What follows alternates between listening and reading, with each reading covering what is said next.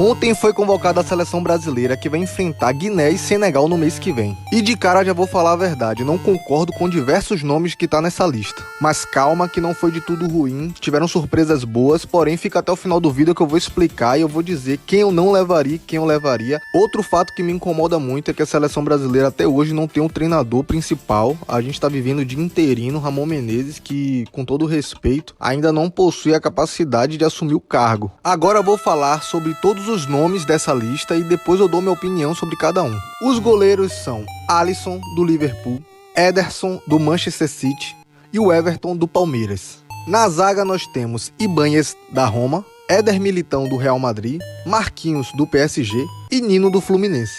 Nas laterais nós temos Danilo, da Juventus, Wanderson, do Mônaco, Alex Telles, do Sevilha, Ayrton Lucas, do Flamengo.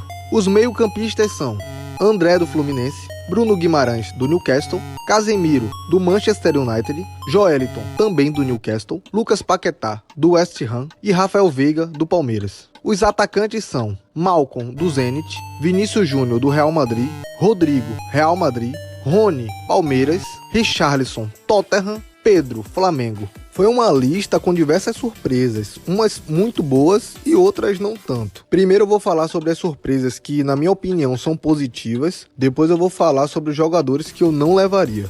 As surpresas positivas para mim começam com o zagueiro Ibáñez, que joga na Roma. É muito bom zagueiro e ainda pode fazer a lateral direita.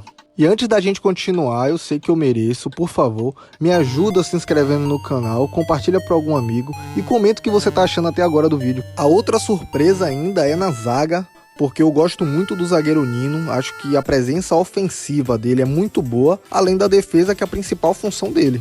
O lateral Ayrton também é um nome que me agrada muito, apesar que eu acho que ele pode ter seu futebol prejudicado se Sampaoli começar a inventar dele como um terceiro zagueiro, quando na verdade ele serve mais como um ala, mas não pode perder o costume de voltar para marcar. Eu acho que o estilo de jogo pode prejudicar ele, mas a princípio é um bom nome para a seleção.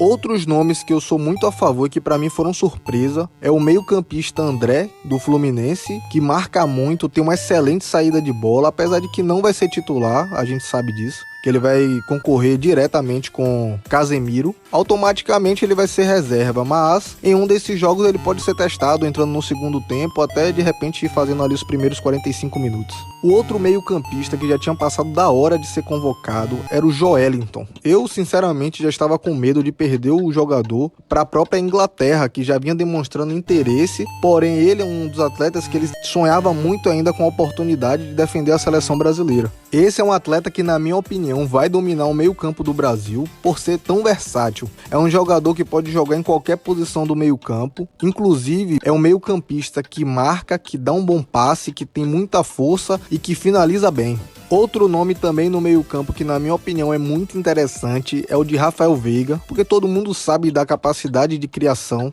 Ele é um jogador maestro, criativo, veloz, cobrador de bola parada. Então acho que vai somar muito com a seleção brasileira. Outro nome que me agrada demais é o atacante Malcom. O atleta se destaca pelo seu bom posicionamento, muita velocidade e excelente finalização. Tanto assim que ele é artilheiro lá na Liga da Rússia. Agora eu vou falar sobre os atletas que eu não levaria. Vou começar pelo goleiro Alisson, que eu acho que já deu sua trajetória na seleção brasileira. Os laterais Danilo e Alex Telles eu não levaria. Os atacantes Richarlison e Rony também não levaria. Nomes que, na minha opinião, tinham que estar nessa escalação para esses dois amistosos são Caio Henrique, lateral do Mônaco, que na minha opinião é o melhor brasileiro atuando na posição. O meio-atacante Dudu.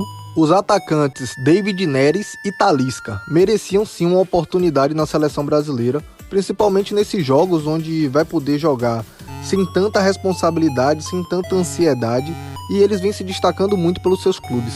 Três nomes que eu tenho quase certeza que estariam presentes nessa convocação não puderam ir por estarem machucados, que são Neymar, Gabriel Martinelli e Antony. Não se esqueça de se inscrever no canal, deixa o que você achou do vídeo aqui nos comentários e compartilha com algum amigo. Esse possivelmente será o segundo jogo sob o comando de Ramon Menezes, porém eu acredito que vai ser muito diferente do primeiro, porque naquele foram muitas experiências, muitos jovens atletas e a gente começou muito mal porque o Brasil não pode perder nem amistoso. Agora, observando a dificuldade do adversário, eu acredito que o time vai ser muito mais ofensivo, a gente vai muito mais pra cima. Eu acredito que Ramon Menezes deve colocar um 4-3-3 com um volante apenas, então o time ficaria o seguinte: goleiro Alisson, na lateral direita Danilo, na zaga, Marquinhos e Militão. Na esquerda, Alex Telles. Primeiro volante seria o Casemiro. O segundo volante auxiliando e avançando seria o Bruno Guimarães. E na criação, como meio armador, seria o Paquetá. Na ponta direita seria Rodrigo, na ponta esquerda seria Vini Malvadeza e de centroavante possivelmente será o Richarlison. Esses dois amistosos têm características muito diferentes. Um, para começar, é Guiné, que não tem nenhuma tradição no futebol. Senegal já é um time um pouco mais conhecido, um time que é um pouco mais duro, porém o Brasil tem que ganhar e convencer nos dois jogos, mesmo fazendo experiências, mesmo testando o que quiser, tem que vencer os dois jogos. O time que eu levaria a campo seria goleiro Ederson, zagueiros Militão e Marquinhos, na esquerda Ayrton.